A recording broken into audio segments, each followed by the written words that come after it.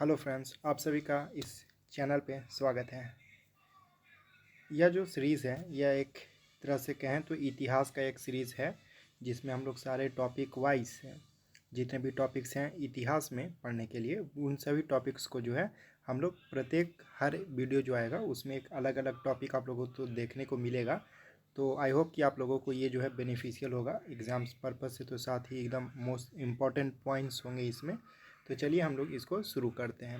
और तो और इसमें एक बात और जोड़ना चाहूँगा कि ये सारे जो है एनसीईआरटी के पॉइंट पे बेस्ड हैं। तो चलिए हम लोग क्लास को जो है शुरू करते हैं। सबसे पहले आ जाते हैं कि आज हम लोग जो पढ़ने वाले हैं वो हमारा टॉपिक नंबर 1 है प्रागैतिहासिक काल। और इसमें जो है पहला बात करें कि जिस काल में मानव को पढ़ना लिखना नहीं आता था, ठीक है, जिस काल में मानव को पढ़ना लिखना नहीं आता था उस पढ़ना लिखना नहीं आता था, ना ही इसका कोई लिखित साक्ष्य था। तो इस कारण इसका कोई लिखित साक्ष्य नहीं मिला, इस कारण इसको जो है प्रागैतिहासिक काल कहा जाता है। ये हुई पहली बात। आते हैं दूसरे पॉइंट पे अपने। दूसरा पॉइंट है कि प्रागैतिहासिक काल को आदि मानव काल भी कहा जाता है। क्या कहा जाता है? इसको आदि मानव काल भी कहा जाता है। इस काल का पाषाण काल, स्टोन एज भी कहा जाता है, क्योंकि इस समय जो है जितने भी औजार ये सारे थे वो सभी चीज़ें जो थी पत्थर से बनाई गई थी। इस कारण जो है इसे पाषाण स्टोन एज के नाम से भी जाना जाता है। प्रागैतिहासिक काल या पाषाण काल को 3 भागों में बांटा जा सकता है। कौन कौन से है वो काल, आइए देखें। पूर्व पाषाण है सबसे पहला। कौन सा? पूर्व पाषाण, जिसे पूरा पाषाण काल भी बोला जाता है। इंग्लिश में अगर बात करें तो पैलायोलिथिक एज बोलते हैं। इस काल की अगर बात करें तो ये काल जो है 3 लाख से लेके 3 लाख ईसा पूर्व से लेके 8,000 ईसा पूर्व तक माना जाता है। कहाँ से माना जाता है दोस्तों? 3 लाख ईसा पूर्व से लेके 8,000 ईसा पूर्व तक माना जाता है। दूसरा हमारा जो काल है वो है कौन सा? मध्यपाषाण काल है। इसको हम लोग मेसोलिथिक एज बोलते हैं। यह काल जो है 8,000 ईसा पूर्व से लेके 4,000 ईसा पूर्व तक है। ठीक है, कहाँ से? 8,000 से लेकर 4,000 तक। इसी प्रकार एक और पाषाण है, कौन सा? तो नवपाषाण काल अथवा उत्तर पाषाण काल, नियोलिथिक एज इसको बोला जाता है।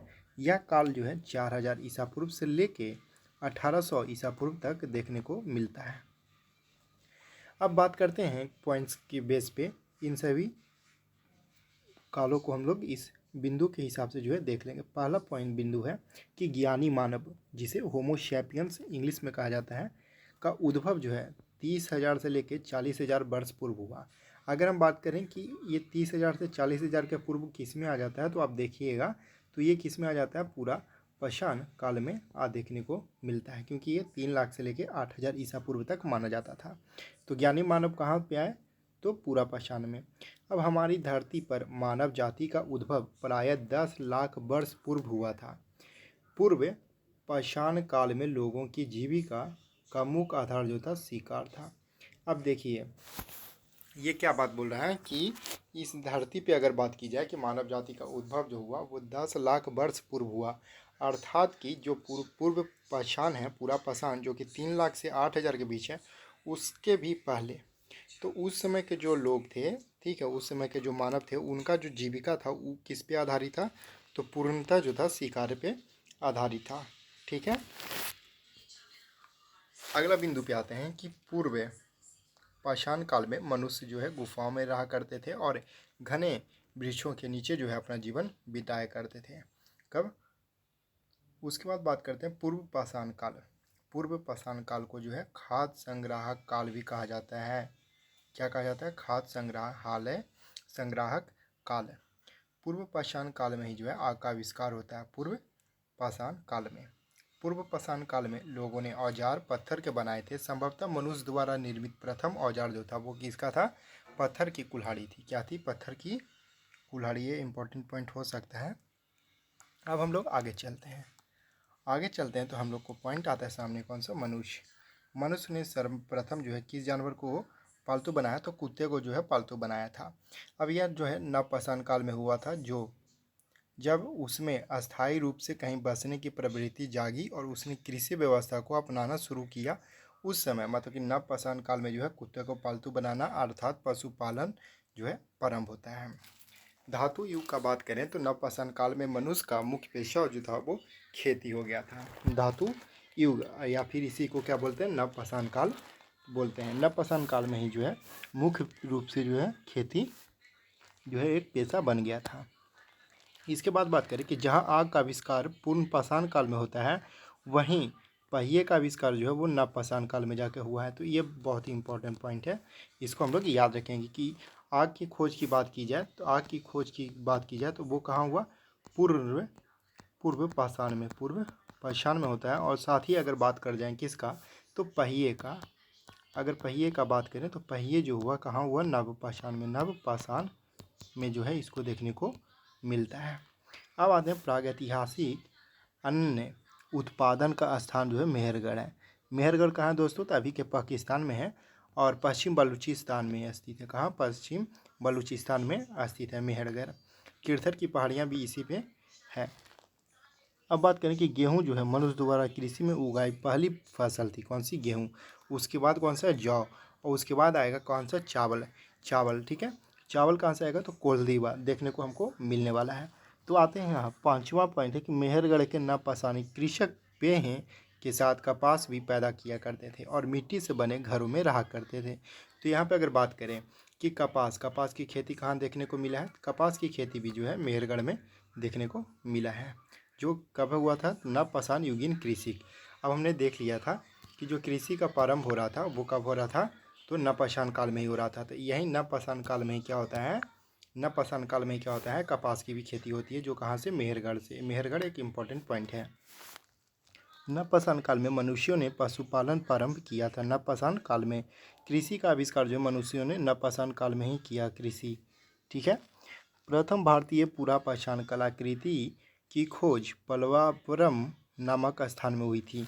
देखिए, अब यहाँ पे कलाकृति की बात की जा रही है, तो अगर बात करें प्रथम भारतीय पुरापाषाण, ठीक है, पुरापाषाण कलाकृति की बात की जा रही है, तो कहाँ मिला था, तो पल्लावरम नामक एक स्थान है, वहाँ पे देखने को मिला था।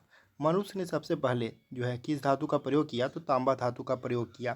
तांबे से उसने जो है सबसे पहले जो औजार बनाया गया था उनमें कुल्हाड़ी आता है। ठीक है, जो अति रंपकम नामक स्थान से मिला। कहाँ से मिला, ये देख लीजिए।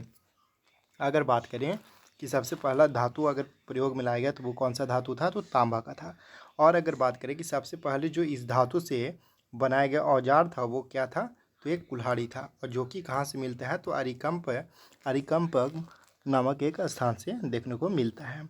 अब बात करते हैं प्राचीन भारत का सर्वाधिक प्राचीन नगर कौन सा था, मोहनजोदड़ो। प्राचीन भारत का सर्वाधिक प्राचीन नगर की बात करेंगे तो कौन सा है, मोहनजोदड़ो है।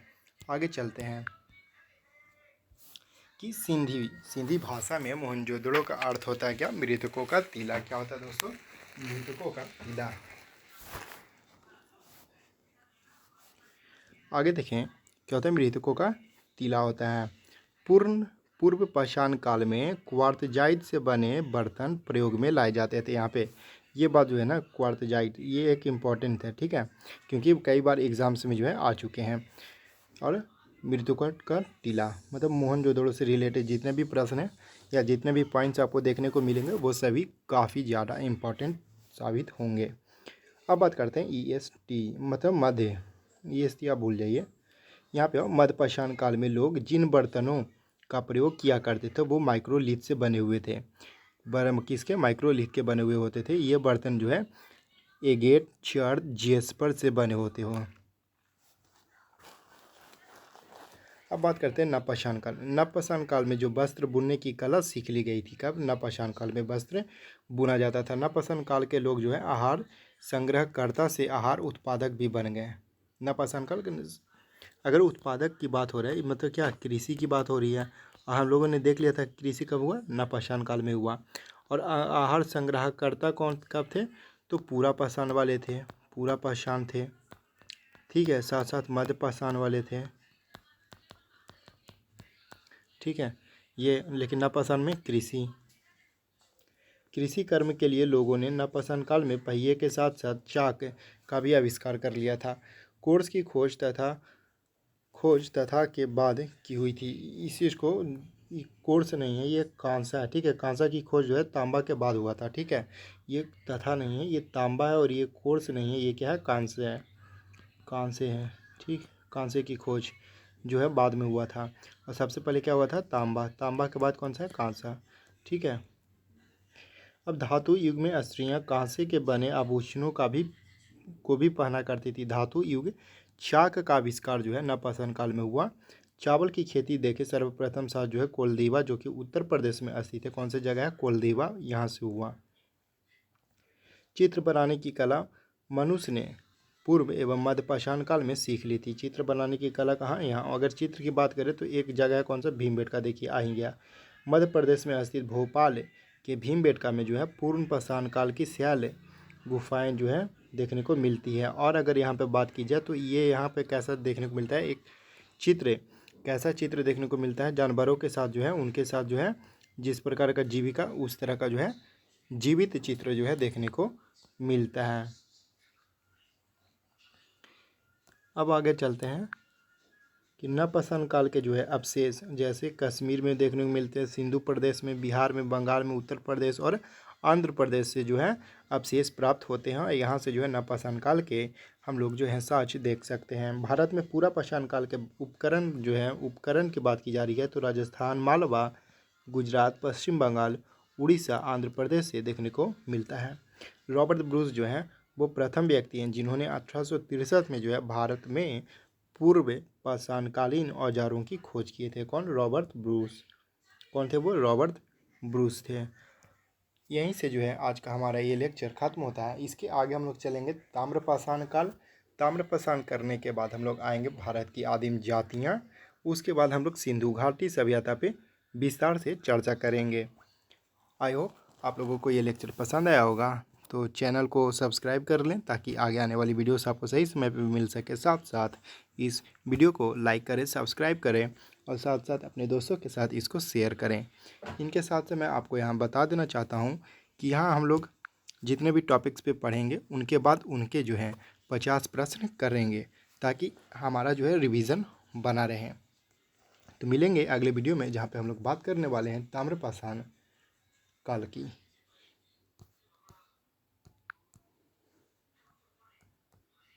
ताम्रपाषाण काल जो है हम लोग आगे आने वाले वीडियो में देखेंगे।